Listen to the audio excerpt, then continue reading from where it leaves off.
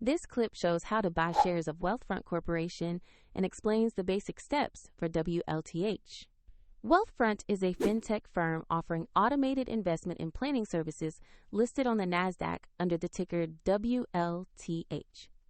This is an educational demonstration, not financial advice. To trade, you must use a broker, and we use eToro as a neutral example to illustrate the process. After signing up, you will need to verify your account with an identity document and add funds before you can place a buy order. Use the platform search box and type the ticker WLTH to find Wealthfront Corporation. Make sure you select the listing that matches the NASDAQ exchange to locate the correct stock. On the stock page, you will see basic company information and a price chart to review historical movement. Confirm the company name and ticker to ensure you have the correct Wealthfront listing.